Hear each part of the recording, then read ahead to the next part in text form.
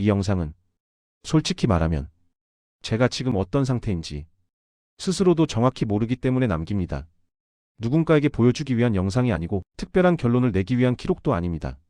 그저 제가 겪고 있는 일을 나중에 제가 믿을 수 있게 남기고 싶어서 이렇게 카메라를 켰습니다. 사실 이야기를 처음부터 믿는 사람은 아마 없을 겁니다. 그래도 저는 이제 더 이상 숨길 수가 없어서 그냥 말할 겁니다. 이 일이 시작된 건 약 3주 전입니다. 처음엔 아주 사소한 일이었고 저는 그 사소함을 무시하려고 했습니다.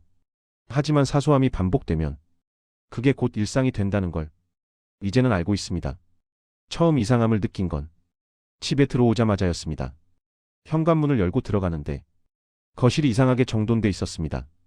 정확히는 제가 정리하지 않은 방식으로 정리돼 있었습니다. 제가 평소에 책을 놓는 방식과는 다르게 책이 정리돼 있었고 TV 리모컨은 늘 있는 자리에 없었습니다. 누가 들어왔나? 라는 생각이 먼저 들었습니다. 하지만 문은 잠겨 있었고 저는 집에 혼자 있었습니다. 그런데 그 순간 휴대폰 알림이 울렸습니다. 기록이 시작되었습니다. 처음엔 장난 문자라고 생각했습니다. 스팸이거나 누군가의 장난이겠지. 그래서 무시하고 거실에 있는 소파에 앉았습니다. 그런데 그 알림은 같은 문구로 하루에 한 번씩 계속 왔습니다. 기록이 시작되었습니다. 그리고 그날 밤 휴대폰에서 무언가가 자동으로 실행되는 소리가 들렸습니다. 카메라 앱이 켜지는 소리였고 그 뒤로는 카메라가 켜져 있는 동안만 들리는 조용한 찍는 소리가 들렸습니다. 저는 그때 처음으로 휴대폰을 확인했습니다. 카메라 앱이 열려 있었고 그 안에는 제가 방금 찍힌 모습이 작게 보였습니다.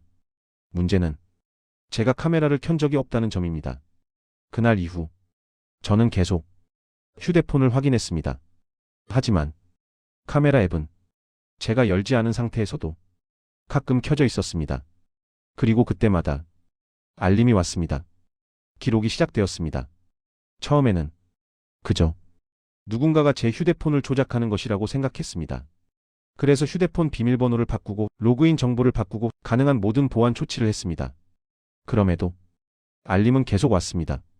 그리고 더 이상한 건 알림이 오면 휴대폰 화면에 녹화 중이라는 문구가 뜨는 게 아니라 그 문구가 제가 보는 화면이 아니라 제 머릿속에 떠오른다는 느낌이었습니다. 기록이 시작되었습니다. 그 문구가 머릿속에서 반복되면 저는 자연스럽게 몸이 움직였습니다. 마치 누군가가 제가 무엇을 해야 하는지 이미 알고 있는 것처럼 저는 그 지시를 따르는 느낌이 들었습니다. 예를 들면 제가 집에 들어오면 왼쪽 신발을 먼저 벗고 그 다음 오른쪽 신발을 벗는 식으로 제가 평소에 하지 않던 방식으로 행동하게 되는 겁니다.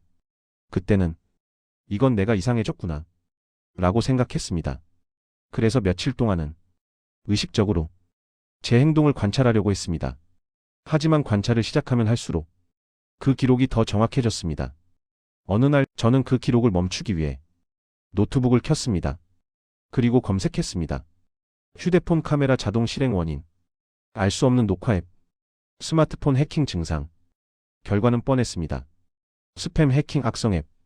하지만 그 어떤 내용도 제가 겪는 일과 완전히 일치하지 않았습니다. 왜냐하면 제 휴대폰에서 카메라가 켜지는 것은 물리적으로만 일어나는 일이 아니었기 때문입니다. 제가 제일 무서웠던 순간은 그 다음 날이었습니다. 그날은 평소와 다르게 아침부터 기분이 좋았습니다. 뭔가 일이 잘 풀릴 것 같은 느낌. 그래서 저는 출근 준비를 하고 집을 나섰습니다. 그런데 출근길에 휴대폰 알림이 왔습니다. 기록이 시작되었습니다. 그 알림이 오자마자 저도 모르게 다시 집으로 돌아가고 있었습니다. 출근길을 걸어가다가 갑자기 방향을 바꿨고 버스 정류장에서 버스를 타지 않았습니다. 그리고 집으로 돌아왔습니다. 그 순간 저는 처음으로 누군가가 나를 조종하고 있다 라는 생각을 했습니다. 집에 돌아오자마자 거실 불을 켰습니다. 그리고 정면에 있는 거울을 보았습니다. 거울 속 제 얼굴은 평소와 같았습니다. 하지만 어딘가 다른 사람이 저를 보고 있는 느낌이 들었습니다. 그 느낌이 점점 강해졌습니다. 그리고 휴대폰에서 그 알림이 또 왔습니다. 기록이 시작되었습니다. 그 순간 저는 거울 속 제 얼굴이 저를 바라보는 게 아니라 저를 기록하고 있다는 느낌을 받았습니다. 마치 거울 속에 제가 카메라를 들고 제 행동을 촬영하고 있는 것처럼. 그날 밤 저는 휴대폰을 꺼두고 침대에 누웠습니다. 하지만 잠이 오지 않았습니다. 불안해서가 아니라 마치 누군가가 제 행동을 기다리고 있는 느낌이 들었기 때문입니다. 그리고 그 순간 휴대폰이 켜지는 소리가 들렸습니다. 카메라 앱이 켜지는 소리, 촬영이 시작되는 소리, 그 소리들이 저를 향해 들려왔습니다. 하지만 제가 휴대폰을 들고 있지 않았습니다.